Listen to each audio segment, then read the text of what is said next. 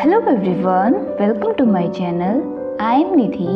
So today we are going to start our next chapter of class 12th Hindi Aroho, and that is Shirish के फूल।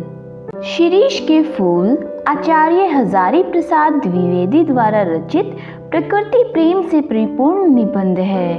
तो चलिए अब करते हैं हम अपना निबंध शुरू। लेखक जहाँ बैठकर लेख लिख रहा था उसके आगे पीछे दाएं बाएं शिरीष के फूल थे। अनेक पेड़ जेठ की चलती दोपहर में भी झूम रहे थे। वे नीचे से ऊपर तक फूलों से लदे हुए थे। बहुत कम ऐसे पेड़ होते हैं जो प्रचंड गर्मी में भी महीनों तक फूलों से लदे रहते हैं। कनेर और अमलतास भी गर्मी में फूलते हैं, लेकिन केवल 15 दिनों के लिए। वसंत ऋतु में पलाश का पेड़ भी केवल कुछ दिनों के लिए फूलता है, पर फिर से ठूंठ हो जाता है। लेखक का मानना है कि ऐसे कुछ देर फूलने वालों से तो न फूलने वाले अच्छे हैं। शिरीष का पेड़ वसंत के आते ही फूलों से लद जाता है और आषाढ़ तक निश्चित रूप से फूलों से यूं ही भरा रहता है। कभी कभी तो भादो मास तक भी फूलता रहता है। भीषण गर्मी में भी शिरीष का पेड़ कालजयी अवधूत की तरह जीवन की अजेयता का मंत्र पढ़ता रहता है। शिरीष के फूल लेखक के हृदय को आनंद प्रदान करते हैं। पुराने समय में कल्याणकारी और शुभ समझे जाने वाले शिरीष के छायादार पेड़ों को लोग अपने चार दीवारी के पास लगाना पसंद करते हैं। अशोक, अरिष्ट, पुन्नाग और शिरीष के छायादार हरे भरे पेड़ निश्चित रूप से बहुत सुंदर लगते हैं। शिरीष की डालियां अवश्य कुछ कमजोर होती हैं, पर इतनी कमजोर नहीं होती कि उन पर झूले ही न डाल सके। शिरीष के फूल बहुत कोमल होते हैं। कालिदास का मानना है कि इसके फूल केवल भौरों के कोमल पैरों का ही दबाव सहन कर सकते हैं। पक्षियों के भार को तो वे बिल्कुल सहन नहीं कर पाते। इसके फूल चाहे नरम होते हैं, लेकिन इसके फल बहुत सख्त होते हैं।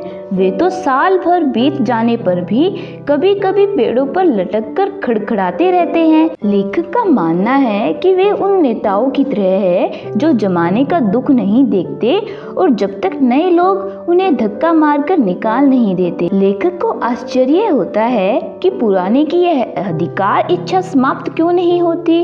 बुढ़ापा और मृत्यु तो सभी को आना है। शिरीष के फूलों को भी झड़ना ही होता है, पर पता नहीं वे अड़े क्यों रहते हैं। वे मूर्ख है जो सोचते हैं कि उन्हें मरना नहीं है। इस संसार में अमर होकर तो कोई नहीं आया। काल देवता की नजर से तो कोई भी नहीं बच पाता। शिरीष का पेड़ ऐसा है जो सुख दुख में सरलता से हार नहीं मानता।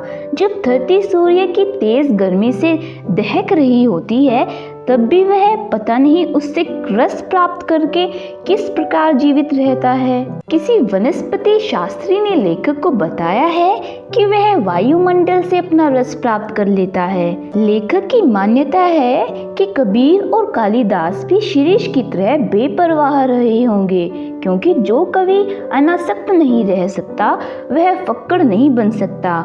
शिरीष के फूल भी फक्कड़पन की मस्ती लेकर झूमते हैं। कालिदास के अभिज्ञान शकुंतलम में महाराज दुष्यंत ने शकुंतला का एक चित्र बनाया, पर उन्हें बार बार यही लगता है कि इसमें कुछ रह गया, कुछ तो अधूरापन है। काफी देर के बाद उन्हें समझ आया कि शकुंतला के कानों में वे शिरीष के फूल बनाना तो भूल ही गए थे। कालिदास की ही तरह हिंदी की कवि सुमित्रा नंदन पंत और गुरुदेव रविंद्रनाथ टैगोर भी कुछ कुछ अनासक्त थे।